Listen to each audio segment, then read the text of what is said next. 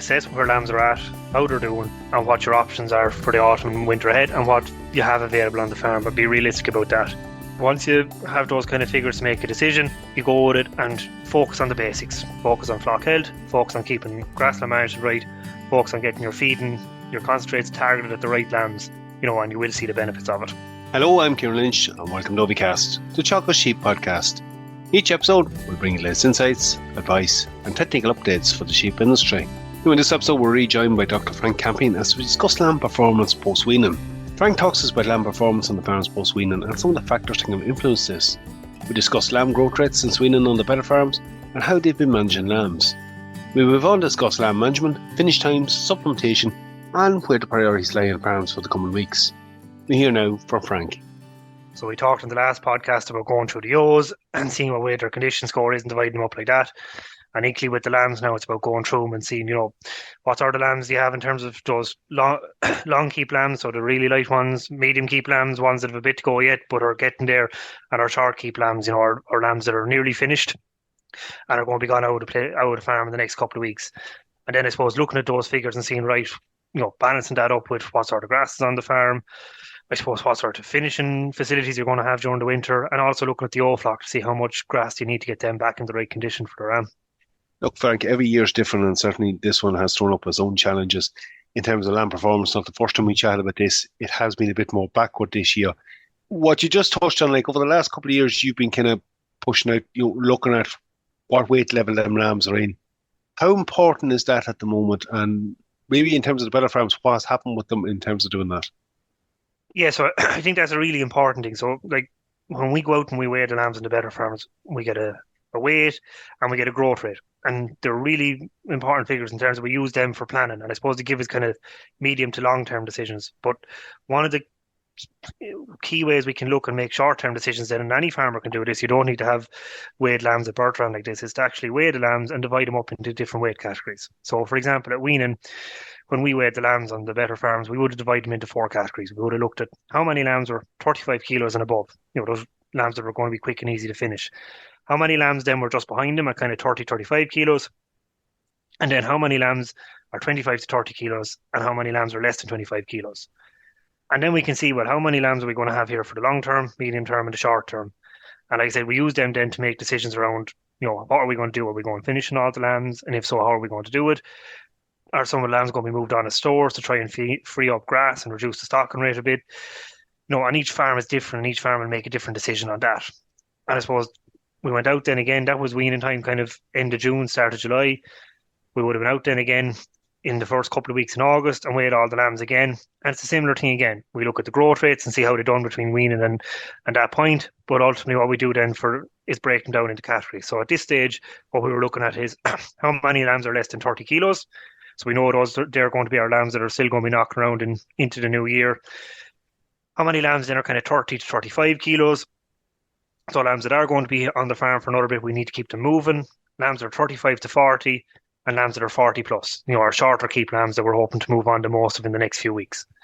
And then again, it's the same conversation, the same decisions again. What grass is on the farm? What do we want to do with them? Do we need to move on some of the lighter lambs to stores? What are we going to do to make sure that those heavier lambs stay moving and we keep them coming up to finishing weights? When we're looking at post-weaning performance on these farms, and that's where the growth rate data comes in, you can identify the issues. I suppose you have to be conscious, most of what happens post-weaning in terms of the actual weight, even this time of the year, is determined by our weaning weight. We've discussed that before, that's the key period. But I suppose, Frank, in terms of post-weaning, there are a couple of other factors to feed into it as well. So we've probably a bit of carryover start might obviously maybe some health issues in early life. But what happens post-weaning, like on these farms, we've seen different challenges in that interval from end of June up till now. Maybe just talk to me a little bit about that. Yeah, so look, as you said, Kieran, it was a challenging year. And, lambs on some of the farms, there were more lighter lambs at weaning than we would have liked. But from weaning time, I suppose the challenges are, first of all, getting our grassland management right. So making sure that we're going into covers that are 8 to 10 centimetres, coming out of them around 6 centimetres, and then using the O flock to clean up behind them. Looking after our different groups. So what we would have done with the better farms is that we would have divided, the lambs into 2 groups essentially. You'd have your lambs that are 36, 37 kilos and above put into a finishing group. they would have been getting approximately half a kilo a meal per head per day. And then our lighter lambs, the ones less outside the finishing group, would have been just on really good quality grass. The idea being that those heavier lambs, they're getting a small bit of concentrates to speed up the growth rate a little bit, speed up the finishing rate a little bit. And then our lighter lambs, we're bringing them up to that weight that's closer to finishing before they're going on to any concentrates. And then the third thing is looking after flock health. I suppose that encompasses a couple of different things. First of all, it's honing in on the basics, and I think we talked about that in the podcast earlier in the year. So making sure that if lambs need a cobalt dose every 2 weeks, we're getting in there and getting them dosed with it. Keep on top of our lameness issues, treating as we see it, and separating out the lame ones so it doesn't spread further within the flock. And then also looking after our stomach worms. So on all the farms we were taking fecal egg counts. That was being done every 2 weeks. And then once we got a worm count about 500 eggs per gram, we were going in and dosing and following up with a subsequent worm count then to make sure that the worm dose worked. All those things add up to keep the lambs moving. And I suppose when we look at the weights and the growth rates across the farm since weaning, on average, lambs were doing about 160 grams per head per day. But there's a range in that. We have some flocks that are around 200 or just above 200 grams per head per day. And they were flocks that they actually did well up to weaning time. And then really honed in on the basics, got on top of their grassland management, had after grass there at weaning, got on top of lameness issues, etc. And they've kept the lambs going really well and performing at a high level. And that's shown now in their weights breakdown and in their drafting rates. And equally then we had a couple of flocks who would have had a very difficult spring, and those issues carried into the summer. And some of those flocks have a much lower growth rate. So we have flocks doing 100, where lambs are doing 115 grams per head per day at the minute. And that's going to be those farms at either end of that spectrum and the ones in the middle all have different decisions to make now in the next few weeks as to how they're going to keep the lamb crop moving. But that's a massive difference, and look, it's the difference we see right across the country every year anyway, but it's a massive difference in performance. You're talking flocks, they're doing 3 or kilo and a half a week versus ones doing 3/4 kilo a week. That's a big impact on drafting, Frank. It's a big impact on drafting, and that's exactly it, Kieran. That's the way you have to think about it. If you're weighing lambs and they're less than 30 kilos now, but they're only doing 3/4 of a kilo a week, it doesn't take long to add up that there's going to be a lot of weeks left before you get them up into 45, 46 kilos. Equally for that flock at the kilo and a half, you're doing twice that again. So, even for those lighter lambs, they're still moving along nicely. And a couple of months' growth is going to bring them a long way and bring them very close to being in the finishing group, if not in the finishing group.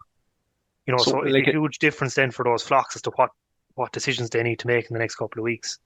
In terms of drafting those farms, I figure we often talk maybe start of September, maybe more importantly, the end of September. Realistic in those farms, Frank, you're looking at drafting rates up to 70+% on that high performing flock versus right the way back down unless something changes on the ones struggling for growth rate. Yeah, so look, that's exactly it, Kieran. Some of those flocks, like the high performance, 70% plus gone by the end of September, no problem. But equally then some of them lower performing flocks are going to be looking at maybe 40% of the lambs gone at the end of September, and the rest of the flocks are going to fall somewhere in between it. And I suppose the challenge there then is to keep all those lambs moving. So I suppose to put a bit of context around it, every flock has lambs that are less than 30 kilos there at the minute. And, every flock's going to have them smaller lambs. And for most of the flocks, they're happy with the decision to say there's a bunch of smaller lambs there. I'm happy for them to lie on. They'll grow on grass, and I'll sell them in January, February, March as hoggets. And it's a cash flow at a time of year when there's usually not a lot of cash flow coming into some sheep farms. But you can't have too many of them lambs. Equally then, there's no problem having lambs left over in the autumn and moving them on once you have a plan in place. What you can't have is all the lambs or too many lambs left over at a time when grass supplies are declining and there's demand coming from other mouths on the farm. So for farms that find themselves in a position, maybe like that farm that is lambs only doing 3/4 kilo a week, probably time of year now, Frank, if they are going to move them off as stores and start dropping numbers on the farm, I'm thinking back to our last episode, we talked about yolks and condition, and maybe that's part of the reason that them lambs are behind. They didn't get the same go in spring. How important is it maybe in some cases to draw a line under? So assess how many lambs are there, but more importantly, what weight are they? How long are they on the farm? Be realistic about the finish time. So for that farm, should the option be to sell off some, at the moment, and maybe focus more on the ewes? Yeah, and it potentially is, because some of those farms where your growth rates are low are going to come back to our conversation we had in the last podcast about yours being taken suffering this spring and getting it back in condition so the problem doesn't follow over. So for some of those flocks, the decision has to be to move some lambs on the stores. And that's not necessarily moving on your heaviest lambs or your lighter lambs. For some of those flocks, it's those lambs that are kind of between 30 and 35 kilos. They might be the ones to move on as stores. keep your long keep lambs. Like I said, they'll lie on for the winter, and you'll have them to sell in the spring. Those lambs that are over 40 kilos, they're going to move on relatively quickly. Like they're all going to be gone in the next couple of weeks. Equally, your lambs that are over 35 kilos, they're going to probably be gone by the end of September. So to make those decisions, you need to know what you have. So it involves going out and seeing, well, what grass supplies do I have, and being realistic as about what grass you're going to have for the autumn and into the winter. I know it's kind of crystal ball gazing, but you'll have an idea based on other years what way things should work out. Then being realistic, looking at the lambs, actually putting some lambs in the scales and working out, well, here's the proportion of lambs that I have that are light, medium, and heavy, and being realistic with the lambs you pick. We all love to pick our heaviest lambs and say, aren't they great? But pick the light ones and the medium lambs too, and be realistic then that, your growth rate coming into the autumn now, you're probably going to be doing somewhere around a kilo a week. Even those flocks that are up at a kilo and a half a week, that he's going to drop off as we move into the autumn. So, if you allow that you're going to be doing somewhere around a kilo a week, how many weeks are those lambs going to be there? And where are you going to get the grass to keep them moving along? And like, as you said, for those flocks that are after suffering during the summer and their growth rates are lower, yes, some of those lambs probably do need to be moved on to stores so that you're freeing up the grass to make sure that you don't carry this year's problems next year, give your ewes a chance, and then it allows you to keep some of them longer keep lambs and your near short keep lambs that get them finished. So, and I look at Kieran, I think the thing is, it's to be positive on it too. Like, there's a great message in some of these flocks insofar as we had a difficult spring, and they doubled down on the basics, got really good performance post-weaning out of the lambs, have, from what we've seen looking at the ewes and condition score wise, have got that turned around and are starting to get ewes back into correct condition for the ram. And by the time we come to mate in October, we'll have a flock of ewes in good nick. So, it's about really doubling down on those basics, keeping grass in front of the flock, making sure that you're weighing the lambs regularly so that the ones that are fit are being moved off on time, and the ones that are coming into going into finishing groups, etc., are moving in as soon as they're ready. And when those things, keep an eye on flock health, things like your lameness, your parasites, etc. When all those things are done, we see in the flocks that it is working, and we see that there's good performance being seen in the ewes and the lambs. So there is positives out of it. Even in a bad year, we can see that those things work. Moves across this part quickly. In terms of the finishing groups, in terms of supplementation, Frank, what's happening on the farms at the moment? Maybe what's the general advice around finishing groups supplementing and possibly supplementing some of them later lambs? Yeah, so look, on the supplementation, like the temptation is always, particularly in a year if your lambs aren't going well, as you go in and you throw concentrates at everything, and I think it'll solve a problem, but it'll create a big bill. So I suppose what we're doing with the farms is very much targeted supplementation. So first of all, those lambs are, kind of 36, 37 kilos and above. So we're saying within 10 kilos of a finishing weight, they're getting half a kilo per head per day. And we're, what the lads are doing generally is feeding in trucks. So it's, once a day feeding, half a kilo per head day out in trucks, using a lamb finishing ration. So a proper lamb finishing ration that's balanced. They're usually high energy, medium level of protein. And that'll be enough to keep those lambs moving well, as long as they have good quality grass with them as well. Equally then, for some of the flocks maybe that are looking at keeping on some of those lighter lambs, some of those lambs that are less than 30, particularly some of them ones that are a good bit less than it, some of them lambs probably need to be in that group, getting a bit of supplementation now at this stage as well, just to keep them taking along so that they don't fall too far behind. Because what will actually happen with some of those flocks is, or some of those lambs I should say, is they will have had a check early in the year, be it in terms of a health issue or something along those lines, and that's the reason they're not able to grow as fast. So a little bit of concentrates going into them is important, but it's not a case of going in and blanket feeding everything at this stage, because you're going to end up putting a lot of concentrates into lambs that are still going to be there coming up to Christmas and after Christmas. So Frank, really the key thing at the moment, I suppose, is to assess where lambs are at and how many are left, what's left on farm, what the demand is going into this autumn.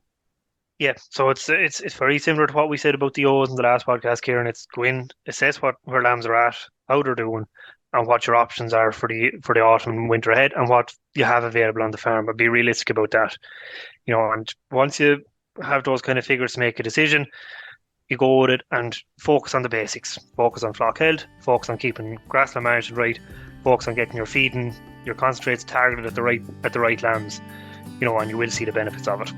Right, good having you on. Look, we'll chat to you again later on, Leo. Thanks, Kieran.